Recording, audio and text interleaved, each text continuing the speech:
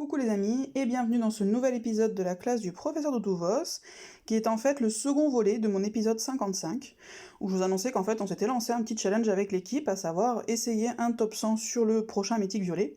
Prochain mythique violet qui est en fait le mythique qui s'est déroulé donc en début de semaine, et je vous avais dit que à l'issue de ce mythique, je vous dirais du coup comment on avait réussi, pas réussi, est-ce que ça s'était, comment on avait fait, enfin comment on s'était entraîné pour ça, qu'est-ce qu'on avait fait pour essayer du coup d'avoir ce top 100 mythique, qu'est-ce qu'on aurait pu améliorer, etc., etc. Donc chose promise, chose due. Déjà on va voir comment ça s'est passé. Hop.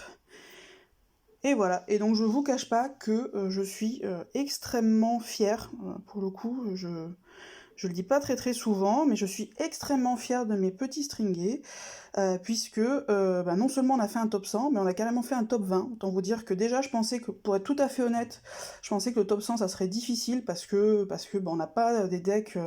Moi je suis une team où je recrute pas sur troupe. Le deck, grosso modo, vu mon deck à moi, je demande pas non plus des 1000 et des 100. On est plutôt une team qui est axée sur la progression, moi je trouve que c'est hyper important de former les gens. Par exemple, on a eu quelqu'un qui est venu dans la team, honnêtement, qui savait pas forcément, même pas des choses qui, moi, me paraissaient complètement évidentes à nos niveaux. En fait, il le savait pas parce qu'il était dans une équipe qu'il avait pas formée. Dès qu'il est arrivé ici, pourtant, ça s'est senti qu'il avait vachement envie d'apprendre, donc il a posé des questions, tout ça, et il progresse de jour en jour. Et voilà, c'est un peu ça l'esprit de l'équipe. Je sais bien qu'il y a des grosses teams qui se font, où grosso modo, on met plein de gros joueurs ensemble et on fait une grosse équipe. Nous, c'est pas ça, en fait. On est quand même assez nombreux à jouer depuis longtemps ensemble, et en fait, on évolue, on grandit ensemble, et voilà, et du coup, je recrute un peu dans cette optique-là aussi. Moi, je sais bien qu'actuellement, c'est un peu l'optique de... Enfin, il y a une sorte d'élitisme qui se crée, qui fait que maintenant, on ne recrute plus dans des équipes un peu correctes, en dessous de troupe 23. Si vous n'avez pas les troupes 23, vous n'êtes rien. Qui recrutent parfois des niveaux de plus de 80, qui ont des critères de folie, qui n'appliquent du reste pas forcément, mais en tout cas dans leur pub, qui appliquent des critères de folie, parce que je pense que ça fait un peu chic. Nous on n'est pas ça, moi je recrute pas sur troupes. Pourtant Dieu sait que j'insiste sur l'importance des troupes, mais voilà, j'en fais pas un critère, parce qu'encore une fois, on peut avoir été mal conseillé, c'est pas pour autant qu'on est forcément un mauvais joueur, et qu'on peut pas même devenir un excellent joueur. Donc je trouve que c'est aussi important, et c'est aussi... ça prend du temps, par contre, ça c'est sûr que quand on est c'est plus de temps que de prendre des joueurs tout prêts, tout formés, tout beaux, tout machin, je trouve que ça fait partie aussi de la direction d'équipe. Moi, former, c'est quelque chose que j'aime bien. Voir des gens qui arrivent, qui sont pas forcément tout au fait du jeu, qui grandissent, qui deviennent bien meilleurs que vous. Enfin, c'est le cas notamment de certains de mes codires, qui sont maintenant bien largement au-dessus de moi. Ça fait plaisir en fait. Donc voilà. Donc c'est l'optique de cette team, et c'est vrai que du coup, la contrepartie, c'est que nous on n'a pas, quand on a commencé à quand on s'est lancé ce challenge, en fait, en réalité, on n'était pas des scoreurs sur Mythique, on n'avait pas de particulières compétences là-dessus. On n'était pas trop mauvais, parce qu'on avait quand même, on avait quand même tenté quelque chose de raisonnable, quelque chose qui nous paraissait accessible, puisque sur le dernier mythique, attendez que je vous montre ça, sur le dernier mythique violet, qu'est-ce qu'il nous avait décidé? Tac. Alors, faut que je le retrouve, voilà. Ça, c'était le dernier mythique violet qu'on avait fait. Et en fait, on s'était retrouvés, grosso modo, longtemps dans le top 100, sans forcément le vouloir, parce qu'on n'avait pas fait... on avait surtout fait 3 grosses frappes et c'est tout. Et on s'était dit que, du coup, c'était peut-être accessible, sauf que bon, au final, on a fini quand même 148ème, alors on peut se dire 148ème, c'est pas si loin du top 100, sauf qu'en fait, 148ème, on a fait 60 millions, et le top 100 était à l'époque à 77 millions. Donc il y avait quand même mine de rien 17 millions, soit à peu près, si je dis pas de bêtises, 25% en plus de ce qu'on avait fait, donc ce qui n'était pas anodin. Mais on s'était dit que c'était faisable, mais que c'était faisable moyennant évidemment un peu d'investissement, de temps, etc., etc., et je vais vous expliquer pourquoi. Et là, du coup, autant vous dire que voilà, on est passé donc de 60 millions à 133 millions sur le suivant. Alors bien évidemment, les decks ont évolué en 5 mois, il y a eu de nouveaux héros, Franz notamment, évidemment, qui a changé la donne, même si on est très loin d'avoir tous Franz dans la team. Il y a eu Bertulf aussi qui a aidé, notamment sur ce mythique-là, puisque les boosters jaunes, Gazelle, il y en a quand même très peu chez nous qui l'ont. Donc Bertulf a bien aidé, tout le monde l'avait pas, certains ont joué sans gros booster, mais j'y reviendrai. Donc voilà, je trouve vraiment extra, parce que du coup, il y en a pas un, en fait, dans l'équipe qui s'est pas donné à fond.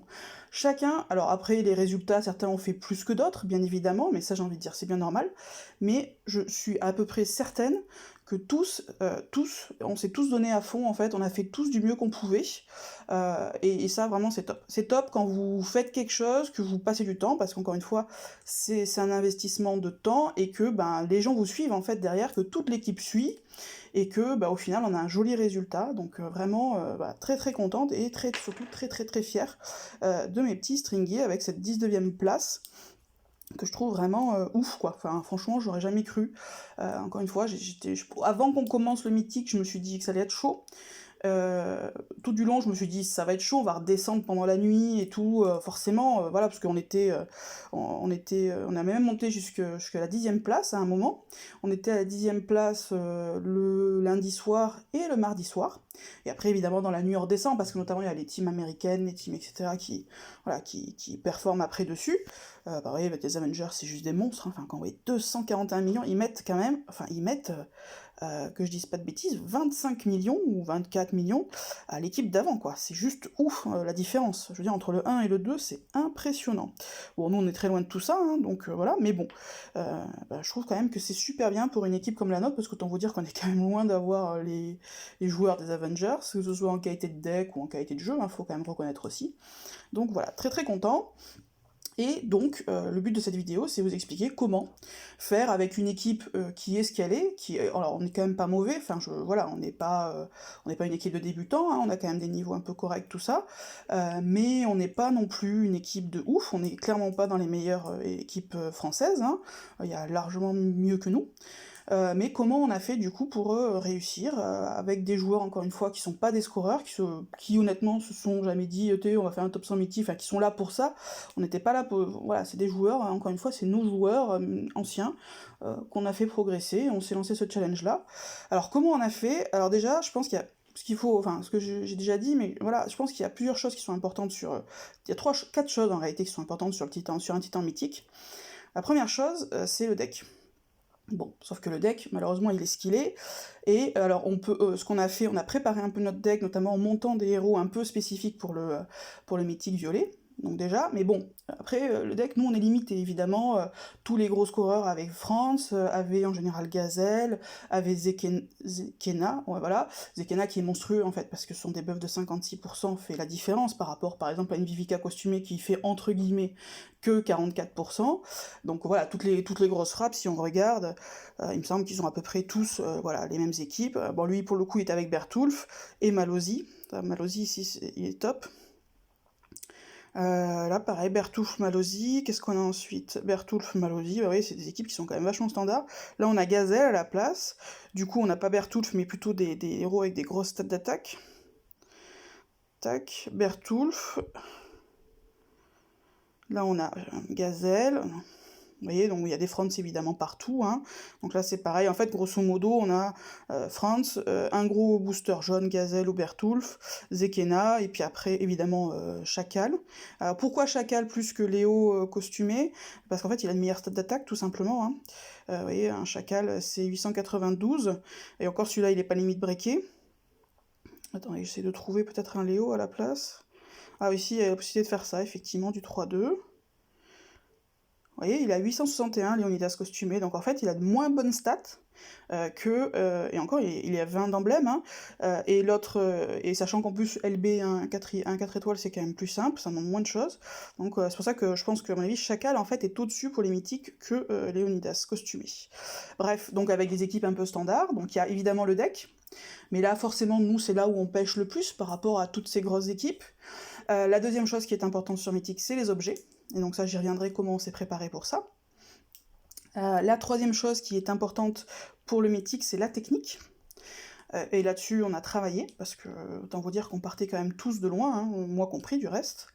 Et en plus, je suis toujours pas non plus au top, mais en tout cas, on s'est bien améliorés tous, je pense, là-dessus.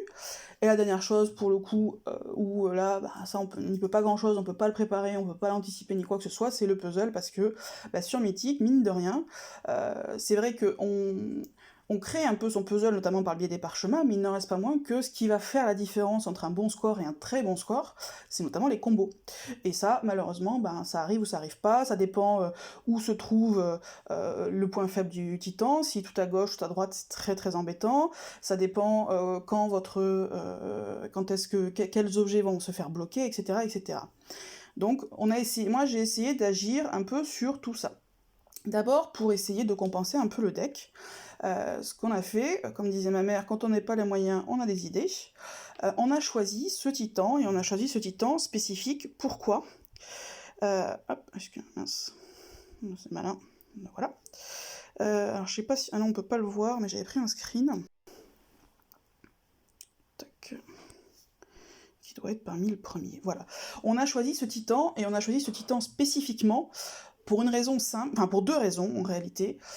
C'est qu'en fait c'est un titan qui est technique. Il est technique pourquoi? À cause de son passif, c'est ce qui est affiché à l'écran, qui fait qu'en fait les dégâts sont réduits de 5% pendant 3 tours pour chaque buff d'attaque. Donc ça veut dire qu'à chaque fois que vous mettez un buff d'attaque, les dégâts vont être... on parle des dégâts, on parle pas, encore une fois, c'est pas juste l'attaque, la défense, c'est carrément les dégâts, c'est-à-dire le total, qui est réduit de 5%, étant précisé que lorsque vous mettez un héros, par exemple, je prends n'importe quel héros qui a un buff d'attaque sur tout le monde, comme Moldusk, Kirill, Wu, Mickey, peu importe, ben en fait, c'est 5 fois 5%. Donc ça veut dire que le moindre booster que vous mettez, qui joue sur 5 personnes, en fait, vous met moins 25% de dégâts. Et ça, c'est juste énorme. Moins 25% de dégâts, ça veut dire 25% de points en moins, concrètement. Hein. Et du coup, c'est technique pour quelle raison? Parce que ce qui va être technique, déjà, c'est la composition des équipes.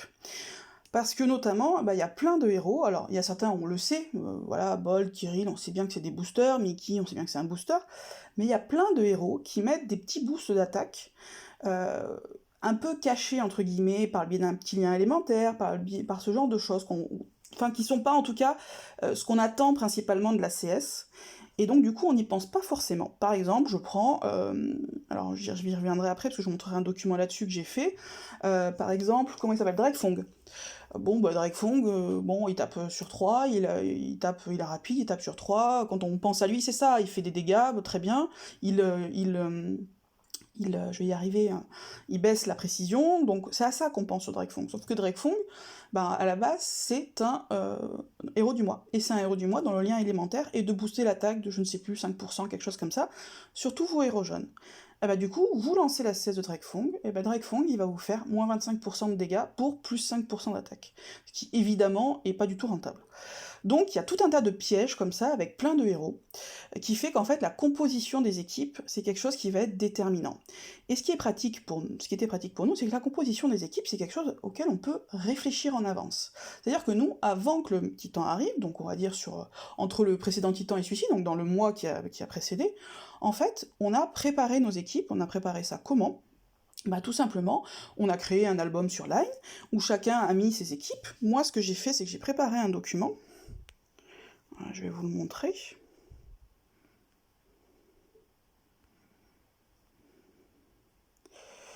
Hop. Voilà, qui est celui-ci, normalement, si je dis pas de... Où c'est équipe, je sais plus. C'est l'un des deux. Il y en a un qui est à jour et l'autre qui est moins à jour. Tac. Je me souviens plus. Oui, c'est peut-être l'autre. Non, c'est celui-ci. Vu la date, c'est celui-ci. J'ai fait en fait ce petit document. Voilà, où j'ai rappelé un petit peu la particularité du mythique, j'ai expliqué comment on composait une équipe titan, donc qui c'est qu'on mettait, etc. Pour moi, sur le mythique violet, Wu et Randvir, qui sont des gros boosters, ne sont pas intéressants, et même si vous les avez, pour moi, il ne faut pas les mettre. Pourquoi ? Parce qu'en fait, c'est des héros qui vont certes énormément booster l'attaque, bien plus d'ailleurs qu'un Mickey, qu'un Bertulf, etc., etc., sauf qu'ils vont également avoir des loupés. Donc forcément, du coup, les deux, ça va... Alors, ils restent intéressants sur un titan classique, parce que les loupés ne compensent pas totalement, du coup, la grosse augmentation d'attaque. Sauf que, là, sur le mythique violet, non seulement on va avoir les loupés, mais va se rajouter, entre guillemets, comme contrepartie de leur compétence spéciale, moins 25% de dégâts. Et là, je trouve que entre les loupés et les moins 25% de dégâts, le boost de puissance n'est plus suffisant pour être intéressant. Donc, moi, j'ai estimé, et j'ai donné pour consigne, du coup, à la team, certains n'avaient pas de booster, du coup certains ont joué sans gros booster, de ne pas jouer au Randvir, parce que pour moi c'était pas rentable. En plus c'est d'autant moins rentable que la difficulté qu'on a quand on joue avec ces héros-là, c'est que bien souvent, on n'arrive pas forcément à... Par exemple, si on a 3 tuiles dans le point faible, on se dit que c'est bon, on les envoie, sauf que il suffit qu'il y ait un loupé et le titan n'est pas assommé, et donc il fait beaucoup plus facilement également sa compétence spéciale, et la particularité du jaune, enfin du mythique violet, et du coup des équipes jaunes, c'est qu'en fait, il n'y a pas de booster de tuiles. Or, le mythique, quand il fait sa CS, il va baisser l'attaque des tuiles jaunes. Et vous n'avez aucun héros, pour l'instant ça n'existe pas, alors ça existera probablement bientôt, mais pour l'instant vous n'avez aucun héros jaune qui booste les dégâts l'attaque des tuiles. Donc ça veut dire que si le titan fait sa CS, et bien derrière vous allez perdre forcément beaucoup de points parce que vous ne pourrez pas renverser l'effet qu'il a donné. Donc on a entre guillemets toutes ces contraintes liées à Wu et Randvir, on a la baisse de dégâts, on a les loupés, on a aussi le fait que ça devient plus difficile à jouer, et ça honnêtement, quand on commence à jouer après avec Bertulf, Tarlac, Mickey, etc., on oublie, mais honnêtement, pour l'avoir très très longtemps joué, où le fait que ça assomme pas forcément le titan, c'est une vraie contrainte supplémentaire, et encore une fois, a fortiori en jaune, puisqu'en jaune on n'a pas de booster de tuiles. Or, la CS du mythique fait que les tuiles vont avoir une attaque baissée, et ça, vous ne pourrez pas le contrecarrer. Donc tout ça, tous ces inconvénients fait qu'à mon avis, il ne faut pas les jouer. Donc j'ai expliqué ça. Les objets également. Pour moi, encore une fois, alors, ce qu'il faut comprendre, c'est que le debuff plutôt de dégâts du titan, il dure 3 tours. Or, la plupart des effets, Bertulf, la plupart des effets de booster, en fait, et il me semble également les bannières titan, ça dure 4 tours. Donc ça veut dire quoi? Ça veut dire que concrètement, lorsque vous jouez, si vous commencez tout de suite par lancer votre booster, par exemple une bannière, pourquoi pas, après vous avez 3 tours où du coup vous aurez moins 50% de dégâts, donc vous ne ferez quasiment plus rien au titan, et un tour où, du coup, là, vous serez à full plein de dégâts, et il n'y aura plus, entre guillemets, ce passif du titan qui va agir. Donc, vous aurez encore l'effet du booster, vous aurez encore l'effet des bannières, mais par contre, vous n'aurez plus le debuff de dégâts. Donc, vous vous dites, super, ça c'est génial, parce que du coup, j'ai un tour, j'ai juste à patienter 3 tours, et après, je joue. Sauf que le problème du mythique, c'est que, en fait, le 4e tour, c'est le tour où vous avez un objet qui se bloque. Donc, concrètement, qu'est-ce que vous prenez comme objet? Vous prenez des tornades, vous prenez des parchemins, vous prenez des ouragans, ça c'est les objets de base, et après un 4e objet, ça peut être des fléaux, ça peut être, si vous n'avez pas de casse défense, ça peut être des arrêts ou des gels du temps, ça peut être du mana, etc. Donc concrètement, en fait, sur ce 4e tour, si vous attendez, si vous faites tourner, qui est vraiment déterminant, du coup, grosso modo, vous avez une chance sur 4 que vos parchemins soient bloqués. Si vos parchemins sont bloqués, c'est foutu en fait, parce que du coup, votre frappe, vous allez devoir de nouveau patienter 3 tours pour que vos parchemins soient débloqués, pour pouvoir commencer à faire des dégâts. Et là, autant vous dire que 6 tours après le début du titan, il vous reste plus beaucoup de temps, et ça devient très très compliqué. Donc une chance sur 4, grosso modo, de faire un truc un peu catastrophique. Vous avez 2 chances sur 4 d'avoir soit les ouragans, soit les parchemins de bloquer. Ça aussi c'est gênant, parce que du coup, en fait, pour scorer sur Titan, on utilise non seulement des parchemins, mais on fait également beaucoup tourner le board pour que, notamment, créer du combo, pour faire remonter des tuiles, et surtout créer du combo, parce que c'est ça qui va beaucoup augmenter vos dégâts.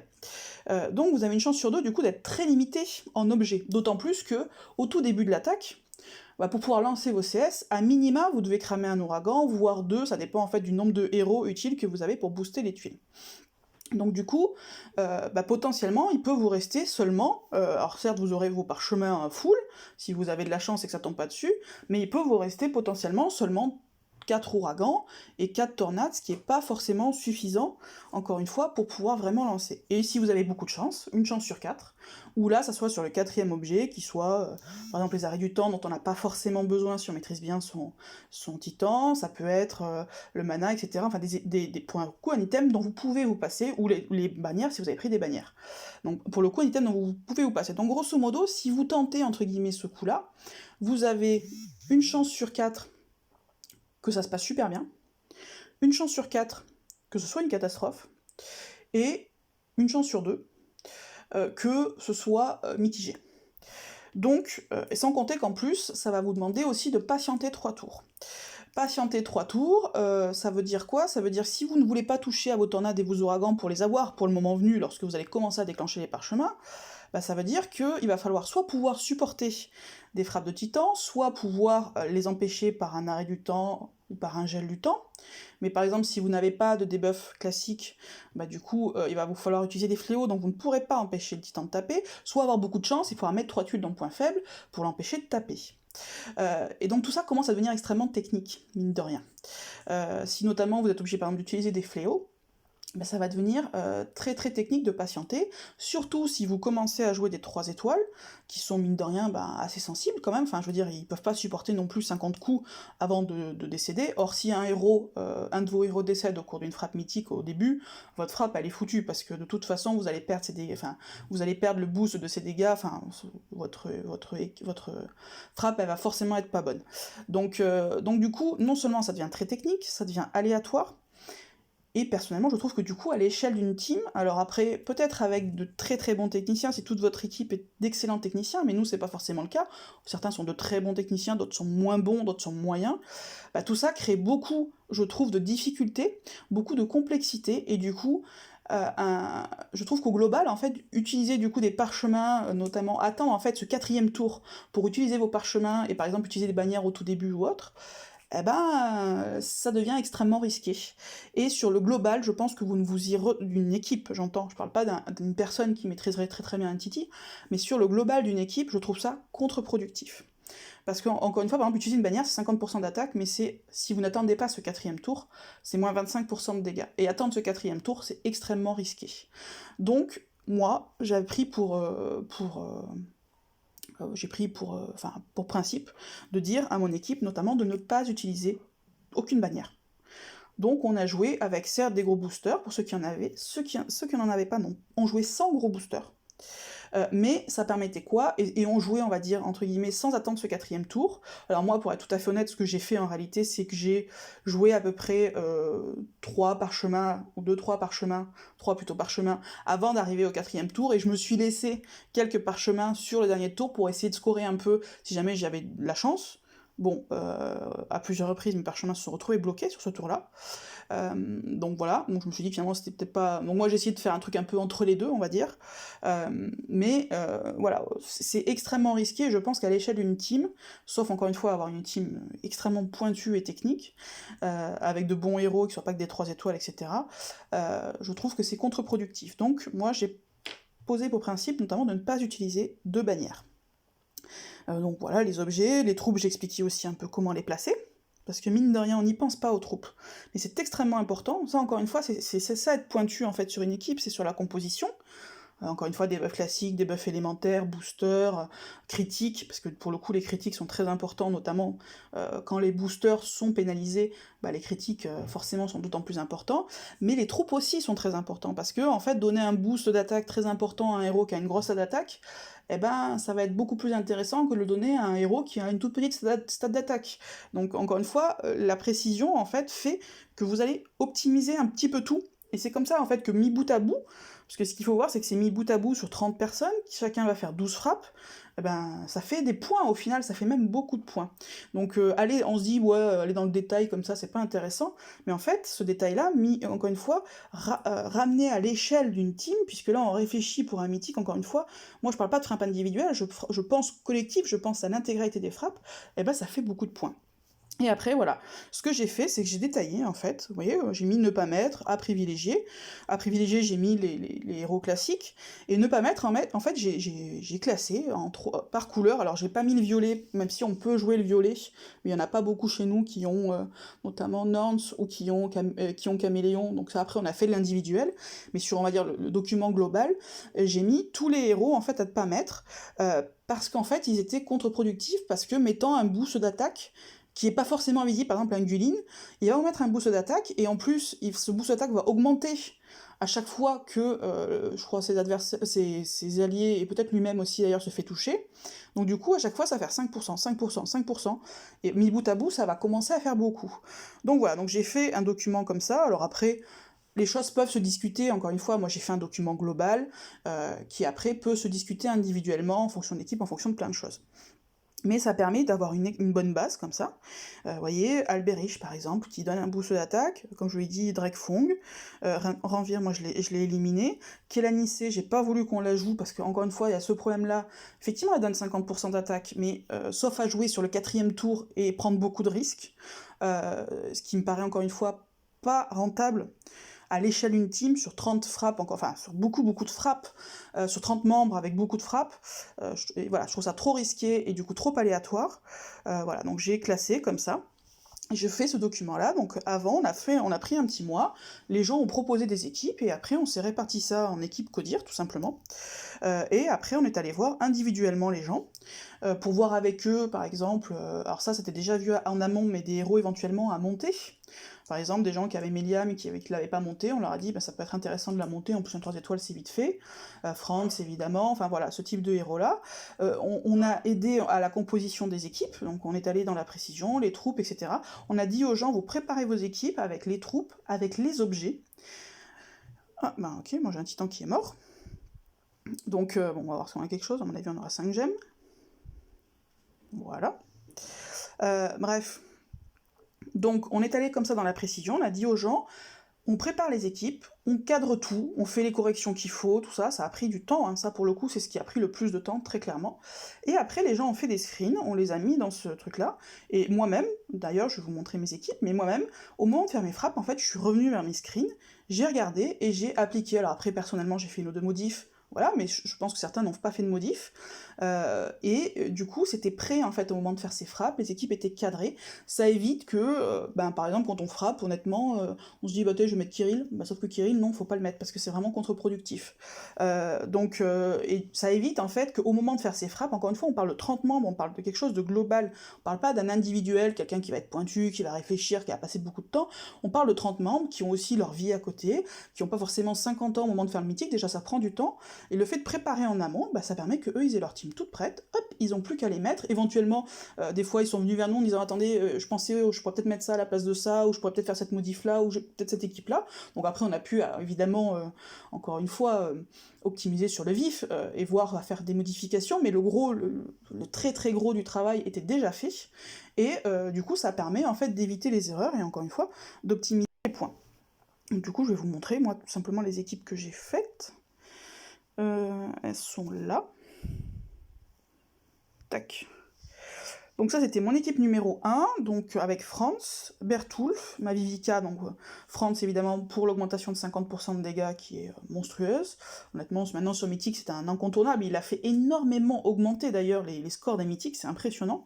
Bertulf d'ailleurs par exemple, ah oui j'ai oublié de vous le montrer, mais donc le précédent Mythique, le top 100 était à 77 millions.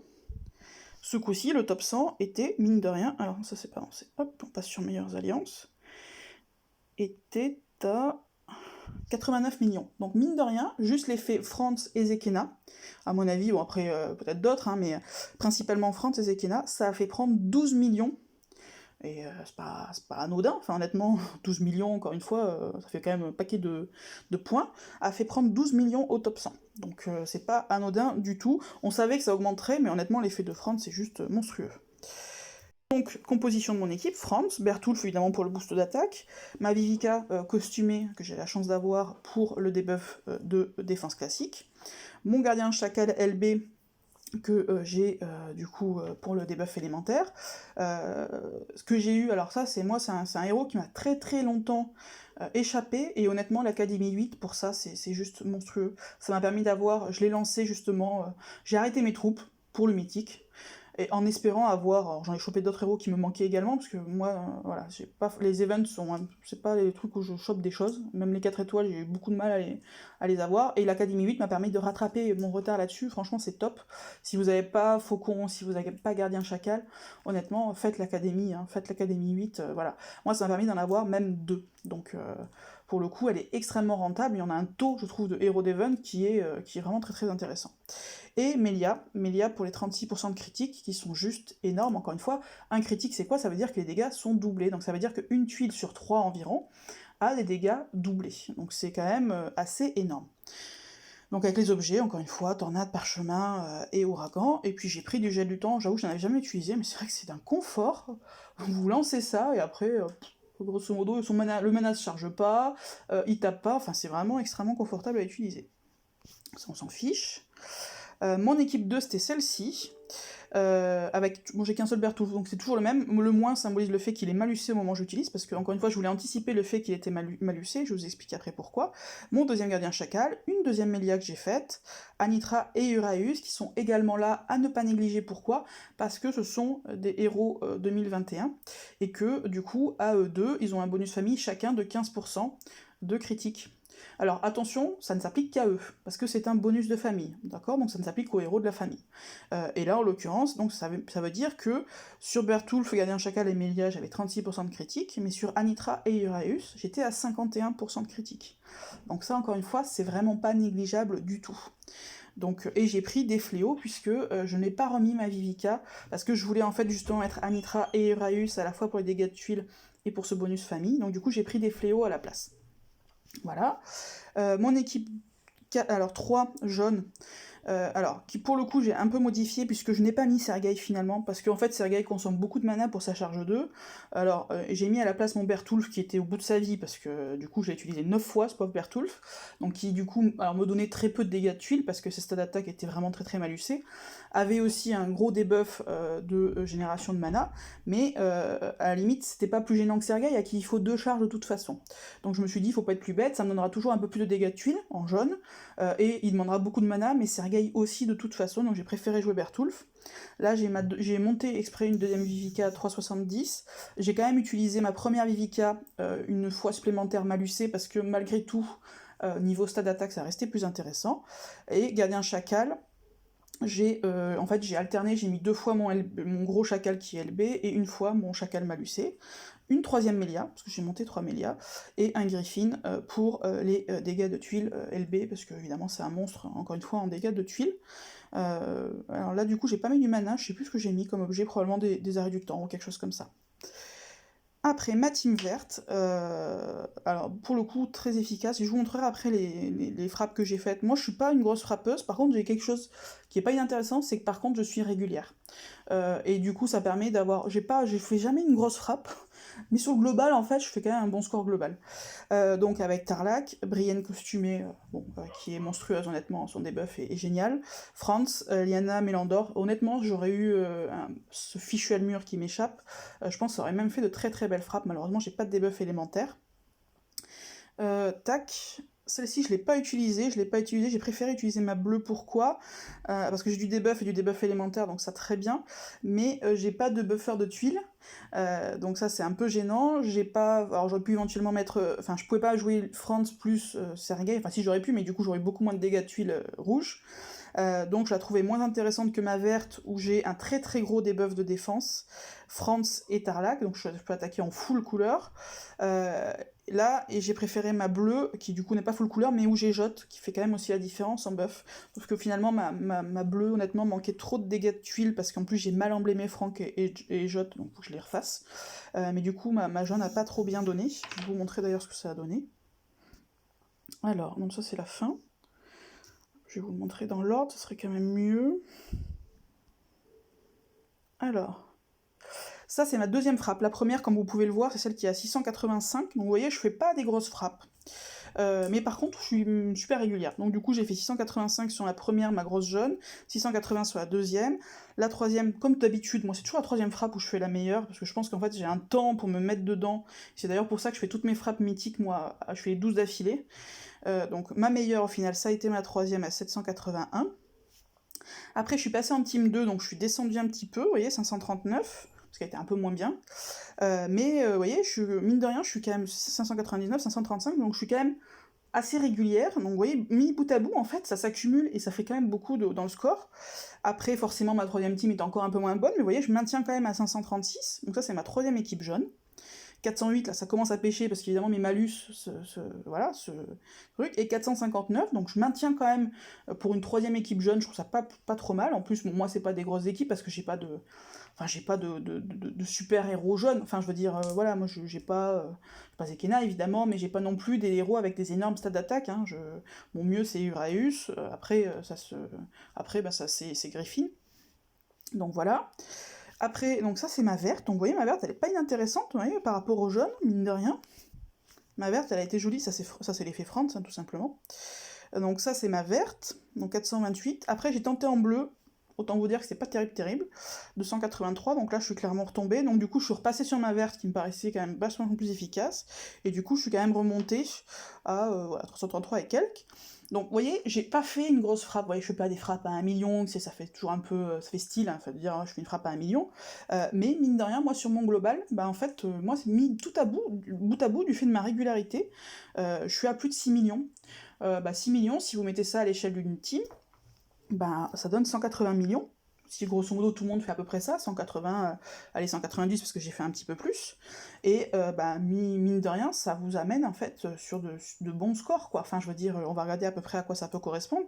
Donc moi, je fais pas de bonnes frappes, je sais pas faire, honnêtement. Alors peut-être parce que j'ai pas non plus les héros qu'il faut, mais ou peut-être que je sais pas suffisamment bien jouer, j'en sais probablement un mélange des deux du reste. Mais par contre, je suis quelqu'un de régulier, et la régularité fait, et notamment, vous voyez, de pas jouer tout sur cette quatrième frappe, me permet d'être régulière. Vous voyez, d'attendre les 3 tours que le passif du titan saute, de pas tout attendre sur le 4e tour, ça m'a permis en fait d'avoir de la régularité. Parce que si on prend encore une fois à l'échelle d'une team, donc 6 millions fois 30 membres, ça fait 180 millions. Bah vous voyez, bah du coup on est en fait dans le top 10 en fait avec ce type de global, mine de rien. Alors, et pourtant, sans avoir, encore une fois, j'ai pas de grosses équipes, je fais pas de grosses frappes, je sais pas faire, juste avec de la régularité. Et ça, voilà, c'est ça qui, je pense, est important, en fait, sur le mythique, parce que sur le mythique, on est sur du global, en fait.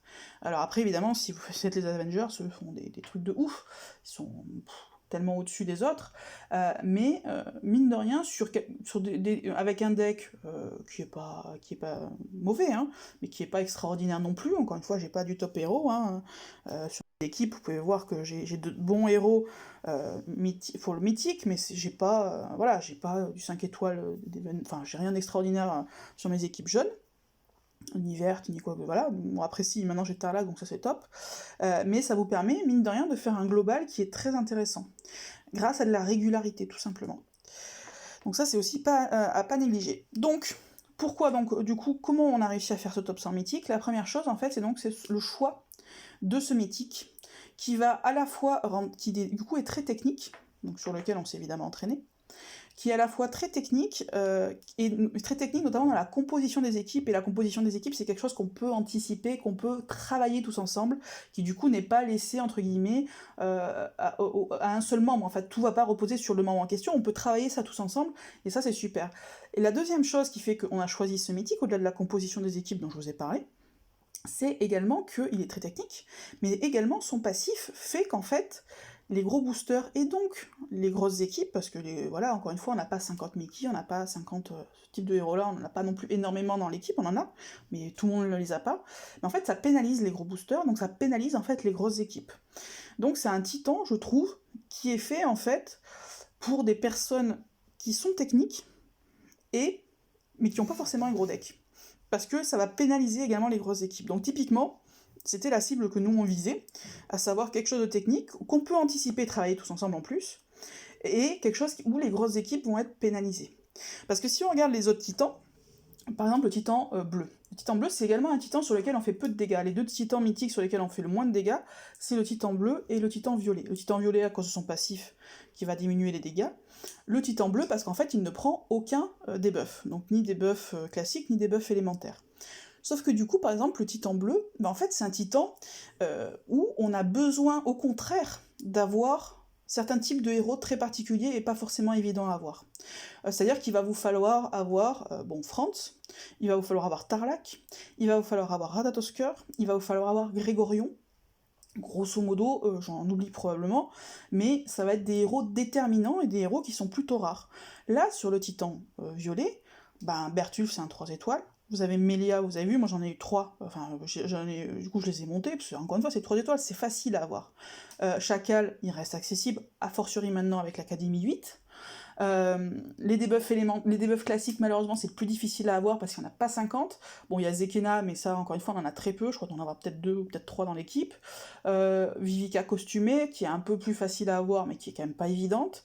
Le lapin blanc, pareil, compliqué à avoir, mais qu'on peut contourner avec des fléaux. Alors, c'est un peu moins bien, je trouve, qu'une Vivica costumée, et a fortiori, ça c'est beaucoup moins bien qu'un Zekena, mais ça permet de compenser. Donc du coup, voilà, c'est quelque chose qui peut être compensable. Par contre, les boosters, alors vous avez Malozzi aussi, ça, bon, tout le monde l'a pas, mais on peut mettre Melia, Bertouf du 3 étoiles, bon, Franz, de toute façon, maintenant c'est toujours tous les mythiques, donc ça ne change rien. Mais voilà, et après, des héros à grosse stats, ben, il vous suffit d'avoir un Griffin, LB, voilà, le Chacal aussi a d'excellentes stats d'attaque. Ça permet, en fait, c'est un titan qui vraiment, je trouve, est accessible du coup au plus petit deck. Parce qu'aussi la couleur jaune fait que bah, c'est accessible au plus petit deck, parce qu'il n'y a pas notamment de buffers de tuiles qui sont déterminants, bah du coup là il n'y en a pas, donc à la limite sur le titan rouge par exemple, Jot est assez facile à avoir, mais par exemple sur le jaune, Karnov est très compliqué à avoir, il y en aura très peu de gens, enfin nous, je ne sais même pas s'il y en a qui ont l'or dans la team, donc c'est des héros qui sont compliqués à avoir, alors que sur le titan violet, ces héros, on peut en tout cas faire une équipe très correcte. Alors certes, vous ferez pas des frappes à 1,2 million, honnêtement, il y en a quand même peu qui en font, et puis au-delà de ça, ça demande quand même voilà, d'avoir de grosses teams.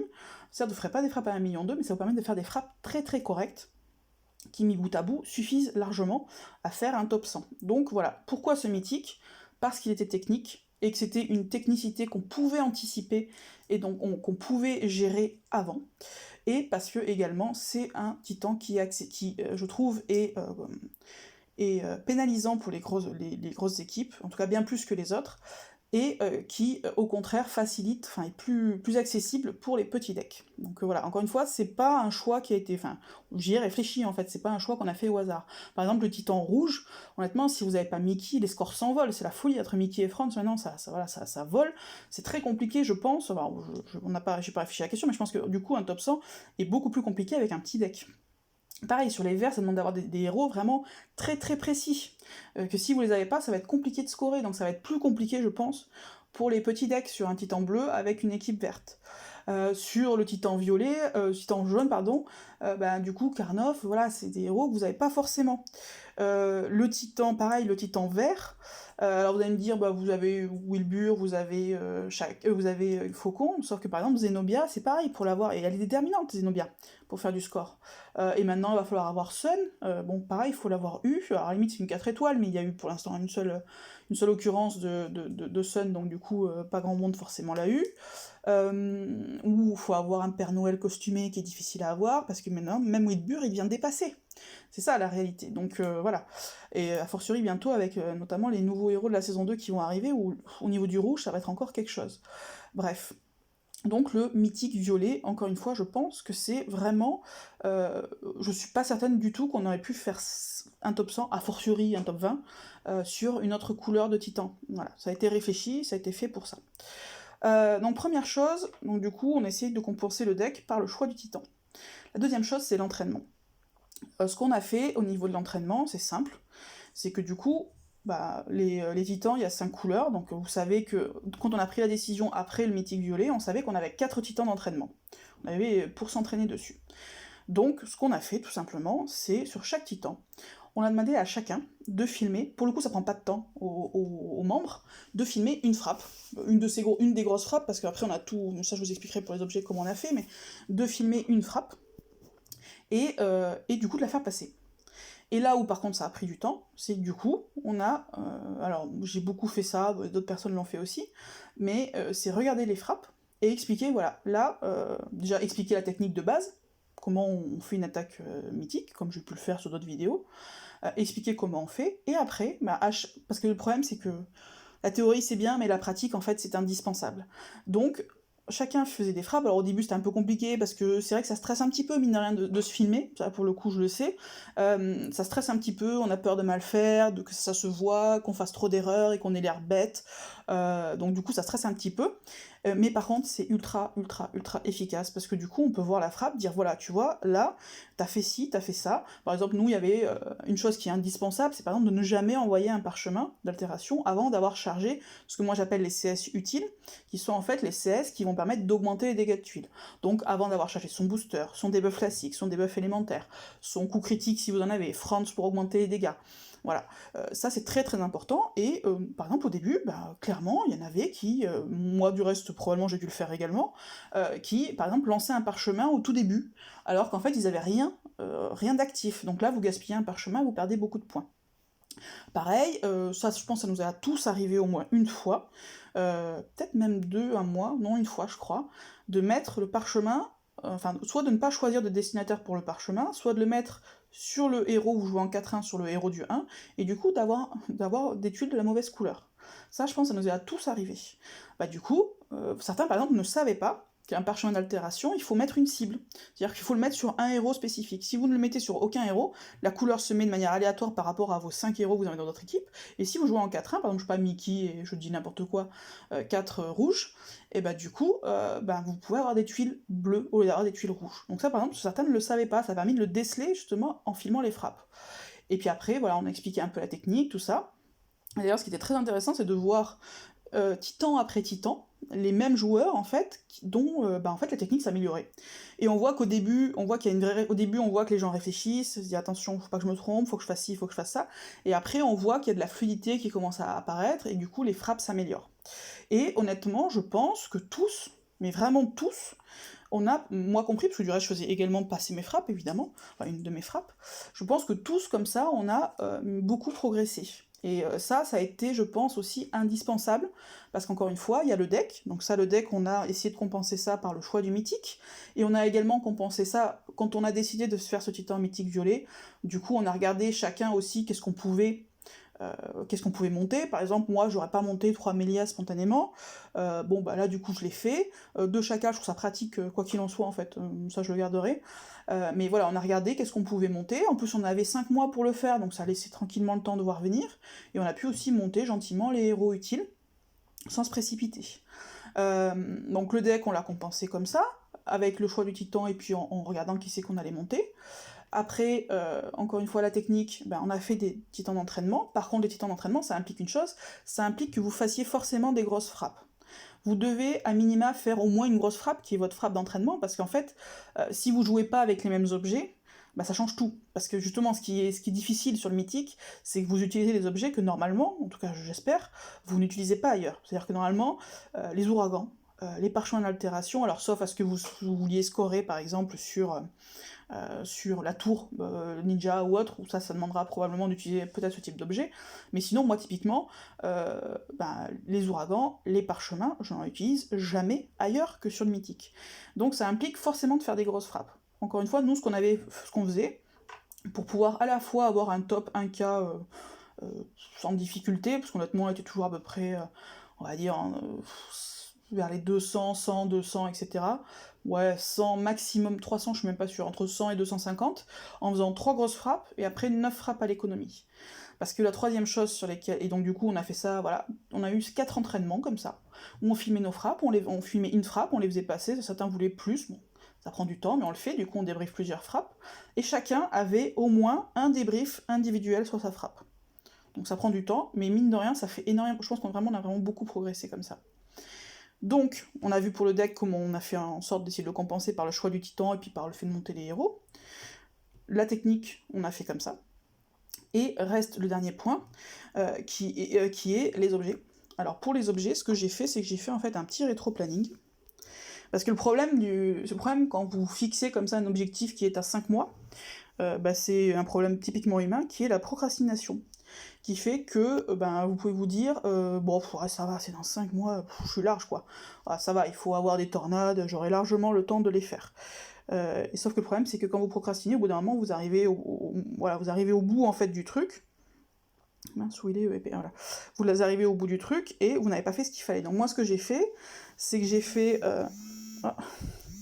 voilà, on va quitter ça. J'ai fait déjà un petit document avec les objets qu'il faut. voilà, avec aussi combien il en faut. J'ai fait en fait un rétro-planning, je vous le montrerai après. J'ai également fait, voilà, en indiquant un petit peu différentes choses, j'ai également indiqué comment chaque objet ou chaque bout d'objet, enfin chaque matériau nécessaire à fabriquer l'objet, où vous pouviez l'obtenir. Vous voyez, parchemin d'altération crâne, donc j'ai expliqué qu'il fallait le pavillon de chasse. Tout le monde n'avait pas son pavillon de chasse de montée, mais comme on a pris ça, on a fait ça à l'avance, encore une fois, on a anticipé, on a organisé les choses plutôt que de tout prévoir au dernier moment, ce qui ne marche pas bien. Du coup, ceux qui n'avaient par exemple pas leur pavillon de chasse ont eu le temps de le monter. Vous voyez, donc j'ai donc pavillon de chasse, les offres mythiques, le laboratoire alchimie, bon même si honnêtement ça fait un peu mal de prendre des objets plutôt que des emblèmes, mais bon, c'est au pire si vous étiez vraiment à la mort, et puis vous pouvez en looter. Les ouragans, les tornades, les pépites, les arrêts du temps, voilà. Et j'ai dit aussi comment, qu'est-ce qu'il fallait prioriser en fait pour essayer notamment d'avoir des pépites, parce qu'en général c'est ça qui manque beaucoup aux gens, les pépites pour faire les tornades. Voilà, j'ai aussi expliqué qu'il fallait faire le laboratoire, le farming Atlantide, etc., etc. Et pour nous, les offres mythiques étaient encore une fois à la discrétion de chacun. Chez nous, il n'y a aucune obligation de prendre des offres. Certains les prennent spontanément, et on les en remercie, mais c'est pas du tout une obligation. Voilà. Moi, alors comme j'ai eu ma carte cadeau à Noël, j'ai pris une offre mythique. Voilà, j'ai pris les offres team, donc j'ai pris les offres j'aime, là je sais plus de Noël, et j'ai pris une offre mythique, mais encore une fois, moi sinon sur les mythiques je mets jamais d'argent. Donc et chacun est libre. Il faut pas, qu'on dit toujours, c'est que à la fois si vous avez envie de mettre de l'argent, ben, on vous en remercie parce que c'est super sympa, et si vous avez pas envie, en fait vous êtes totalement libre et personne ne vous en voudra. Chez nous c'est un peu comme ça. Je veux dire, c'est pas parce qu'il y en a certains qui mettent que les autres doivent se sentir mal. L'investissement dans une team, c'est pas que les offres que vous prenez, c'est beaucoup d'autres choses, et notamment par exemple, l'investissement de temps, voilà, le fait que les gens par exemple sont investis sur le mythique, ben, ça vaut bien plus que des offres team. Bref. Voilà. Et après, donc j'ai fait un petit rétro-planning. Le voilà. Vous voyez, en novembre, donc qu'est-ce qu'il fallait faire? Donc j'avais fait mes petites notes, donc il fallait les lire, monter les labos, vous voyez, identifier les héros utiles à up, voir emblémer et élever certains pour le mythique violet, donc j'ai marqué, regardez la note pour les héros, qu'est-ce qu'il vous faut, évidemment, elle était toujours disponible pour en discuter, évidemment. Et après, j'ai mis les stocks. Étant précisé que les stocks, je les ai fait de telle façon, en fait, moi j'ai vu que grosso modo, chez nous, on a en moyenne, parfois un peu moins, on en a eu plus évidemment sur le dernier mythique, parce que je pense que tout le monde a eu à cœur un peu de participer à ça, mais on a en moyenne une vingtaine d'offres qui sont prises. Une vingtaine d'offres, ça veut dire quoi concrètement? Ça veut dire qu'en fait, ça vous fait, même si vous ne prenez pas d'offres, si vous en prenez, en fait, ça vous fait grosso modo 19 ouragans, 19 parchemins, plus les 5 que vous prenez, donc ça vous en fait 24. Étant précisé qu'on nous demandait de faire maximum 3 grosses frappes, donc ça fait 15, donc ça veut dire qu'en fait vous avez 9 sans rien fabriquer, sans toucher à vos crânes, sans toucher à vos cœurs, etc. de titan, parce que c'est ça le problème pour les parchemins d'altération et les ouragans, c'est que ça demande des bouts de titan qui sont quand même rares à obtenir. Sans toucher, en fait, du coup, on avait 9 objets supplémentaires chaque mois. Donc ça, j'en ai tenu compte notamment dans le rétro-planning sur les objets. Et si vous ne preniez pas d'offres, par exemple comme moi, bah, du coup, avec une moyenne de 20 offres, ça veut dire que par mythique, en fait, vous engrangiez 5 objets supplémentaires. Le but étant évidemment d'avoir un maximum d'objets, bah, du coup, pour le titan mythique sur lequel on voulait tenter le top 100. Donc vous voyez, par exemple, décembre, donc là j'ai mis commencer à up les 4 et 5 étoiles utiles, avoir en stock, donc c'est mes stocks. Après, j'ai mis deuxième entraînement, comment ça allait se passer. Et voilà, mois par mois, j'ai mis grosso modo qu'est-ce qu'il fallait penser à faire. Et je mettais, en fait, une fois qu'on faisait le mythique, après le mythique, je mettais une petite bannière, parce que moi je fais souvent des bannières un peu fournies, on va dire, dans laquelle je rappelais notamment les objets à avoir, et puis également ce qu'il fallait faire pour anticiper un peu sur le mythique. Et c'est vrai que ça, pour le coup, c'était hyper utile, parce que bon, les notes, c'est sympa, en général, on les lit au début, puis après on les oublie, ce que j'entends, parce qu'encore une fois, sur 5 mois, c'est long. Du coup, je mettais des petites bannières, ça mettait un petit coup de rappel aux gens qui disaient oula, oula, ça se rapproche, effectivement, faut que je fasse attention à mon stock de pépites, à mon truc, faut que je fabrique des tornades, tout ça. Et ça a permis, du coup, à chacun, alors, certains... Le problème aussi, c'est que, forcément, en 5 mois, l'équipe n'allait pas rester totalement stable. Alors nous, c'est vrai qu'on a un gros noyau stable, mais vous en avez toujours, par exemple, on a eu un arrêt de jeu de quelqu'un pour des motifs personnels, on en a un autre qui a dû partir, faire une pause également de jeu, parce qu'en plus nous, on a un jeu assez actif, donc qui nécessite, mine de rien, voilà, ça demande d'être assez actif, quelqu'un qui a dû se mettre en pause également, et qu'on reprendra, encore une fois, on les reprendra quand ils reviendront, mais à cause de motifs professionnels. Donc on a une équipe, mine de rien, qui bouge, on a quand même un gros noyau stable, mais on a aussi des gens qui se sont greffés un petit peu au fur et à mesure. Et pour eux, ça a été plus difficile, hein, parce que du coup, ceux qui avaient 5 mois ça allait. Ceux qui sont arrivés par exemple au bout de 4 mois, ça allait. Ceux qui arrivent au bout de 3 mois, ceux qui sont arrivés juste à la fin, on a quand même accueilli des membres un petit peu sur la fin, ah bah eux ça a été un peu plus compliqué. Mais bon, on a essayé de gérer au mieux pour que chacun ait notamment un stock d'objets un petit peu suffisant, et tout le monde a fait des efforts en ce sens-là, et ça c'était vraiment top top. Donc voilà, donc on a en fait agi sur ça, sur le deck en montant les héros utiles, tout ça, et le choix du titan qui était, je pense, vraiment primordial, les entraînements, la composition des équipes à l'avance, ça c'est vraiment très très important parce que, encore une fois, on peut faire tellement d'erreurs sur ce titan-là que les préparer à l'avance, les checker tous ensemble, les troupes, les objets, etc. Honnêtement, il y a eu quand même... Enfin, les équipes qui ont été proposées, on a fait beaucoup de corrections. Donc vraiment, c'est là où on voit que ça a été utile. Et puis après le stockage d'objets pour avoir ce qu'il faut, comme ça évite de devoir se dire le jour J, oh, mince, il me manque des tornades, vite, il faut que je fabrique des tornades. Honnêtement, moi je pense que quand on tente un top 100, on le tente vraiment ou on le tente pas. C'est un peu comme pour les events, vous n'allez pas commencer à tenter de faire un top 1000 rare si vous n'avez pas un minimum d'objets en stock, sinon tout ce que vous allez faire c'est créer des objets pour rien. Bah là c'était pareil, le but c'était d'essayer, mais d'essayer vraiment. Donc du coup, d'avoir ce qu'il fallait en stock et de faire en sorte de les avoir. Et puis voilà quoi, et puis bah mine de rien ça a marché. Après évidemment, alors nous ce qu'on a prévu après c'est des petites choses qui sont à côté, qui sont bien aussi, pour motiver un peu les troupes, bah on a prévu que du coup, si on arrivait à faire le top 100, l'équipe avait le droit de donner, alors je suis en train d'essayer de le déterminer là actuellement, j'ai un peu peur, je vous le cache pas, un gage collectif pour l'équipe de direction, donc ça veut dire que mes codires et moi on va se prendre un gage, je sais pas encore lequel. Voilà, on a aussi des petites surprises là, je vais pas en parler ici, mais qui vont arriver dans les prochains jours également pour eux, pour les remercier, parce que vraiment, il y a eu un bel investissement de tout le monde, et ça c'était...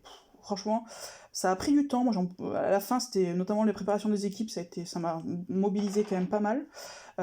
J'étais contente que ça arrive du coup et que ça se passe, mais vraiment on a été super heureux de voir que, honnêtement, je pense qu'on n'y croyait pas forcément tous, loin de là, et de voir qu'en fait, bah du coup tout le monde s'est donné à fond quoi. Je pense que vraiment il y en a pas un qui s'est dit ouais, je vais faire mes frappes un peu en loose day, de toute façon on n'y arrivera pas, ou j'ai pas envie de le faire, voilà.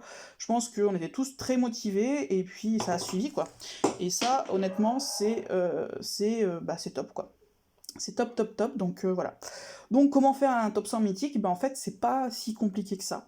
Ça demande d'avoir une équipe soudée, voilà, encore une fois, d'avoir ce que j'appelle moi une vraie équipe et pas une réunion de joueurs, c'est deux choses différentes. D'avoir une équipe soudée avec un objectif commun que tout le monde suit. Alors pour le coup, et ça moi c'est un peu...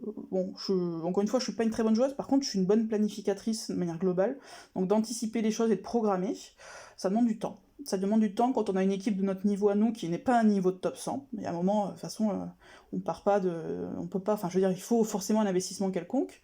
Ça demande un petit investissement financier, il faut bien le dire, puisque sans les offres... Alors, honnêtement, je pense que moi, j'aurais pu, mais certains, par exemple, avaient déjà grillé des... Moi, vous voyez, j'ai encore largement de quoi faire au niveau des stocks. Vous voyez, j'ai encore largement de quoi faire, mais surtout en matériaux de fabrication, vous voyez, j'ai 55 heures, 78, voilà, donc 78 cœurs et 55 crânes, donc moi j'avais largement de quoi faire, mais c'était pas forcément le cas de tous les membres, puisque certains ont cramé beaucoup avant de venir dans la team. Nous vraiment, moi j'ai vraiment pour consigne de dire d'utiliser les parchemins, les ouragans que sur les mythiques, mais c'était pas forcément le cas partout, donc certains n'avaient pas forcément ce qu'il fallait, donc c'est un investissement financier, honnêtement, et faire un top 100, ce qu'il faut voir aussi quand même, hein, c'est que, bon, nous c'était ponctuel, peut-être qu'on en refera un, j'en sais rien. Là maintenant il faut qu'on se définisse un nouveau challenge, parce qu'on a fini celui-là, donc il faut qu'on s'en définisse un, on n'a pas encore choisi. Mais on ne fera pas un top 100 mythique tous les mois. Enfin, déjà, un, parce qu'on n'a pas le niveau pour, il y a un moment, il faut quand même dire les choses telles qu'elles sont. Et deux, parce que financièrement, c'est très cher. Les équipes top 100, clairement, elles prennent énormément d'offres pour tenir comme ça. Et d'ailleurs, c'est extrêmement rentable, hein. Enfin, je veux dire, les mythiques, pour le coup, ça a été une idée, je trouve, de marketing excellente de SG, c'est-à-dire que les grosses teams, pour pouvoir être toujours top 100, parce que c'est pas pour le loot, hein, parce que le loot n'est pas intéressant, hein, c'est pas du tout rentable. Mais du coup, c'est une question d'image, en réalité. Donc certaines doivent y être, hein. Je pense que si les Avengers n'étaient pas premiers, ça serait un peu le petit monde de épée d'Empyrean Puzzle tomberait en morceaux, mais du coup c'est un investissement financier qui fait que je sais pas combien d'offres ils prennent, à mon avis peut-être full offre, j'en sais rien, mais de là c'est un investissement financier. Nous, alors, encore une fois, eu aucune exigence là-dessus, et ce que je faisais, c'est que j'adaptais en fait la fabrication, la demande de fabrication d'objets en fonction de ce qu'on avait. Certains n'ont rien eu à fabriquer, d'autres ont dû en fabriquer, voilà. Après, c'est chacun en fonction des offres qui étaient prises, mais sans exigence, mais ça peut aussi avoir un investissement financier. Et moi, le dernier conseil que je peux vous donner, c'est que, je parle pas aux grosses teams, hein, les grosses teams, de toute façon, elles savent très bien ce qu'elles doivent faire, mais pour des teams de notre niveau, il y a un moment, en fait, ce qui est extrêmement coûteux, c'est si vous tentez, mais tentouillez, j'ai envie de dire, un top 100. C'est-à-dire si vous le faites, mais pas vraiment, quoi. Du coup, tout ce que vous allez faire, c'est cramer beaucoup d'objets, dépenser de l'argent pour rien, au demeurant, parce que ça va avec en général. Être frustré, je veux dire, il y a un moment, si vous voulez tenter un top 100, faut poser le cadre. Déjà, il faut que toute l'équipe soit d'accord et soit raccord là-dessus, et puis surtout que tout le monde soit. Voilà, que tout le monde suive en fait.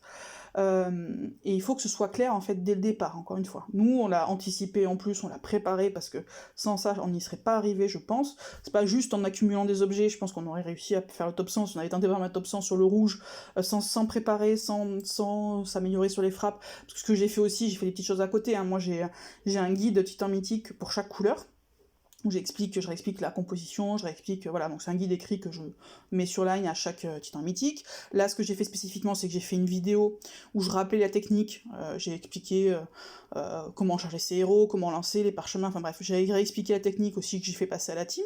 Pour le coup, ils en raffolent pas des vidéos dans mon équipe, mais celle-ci, je pense que globalement, elle a quand même été plutôt vue.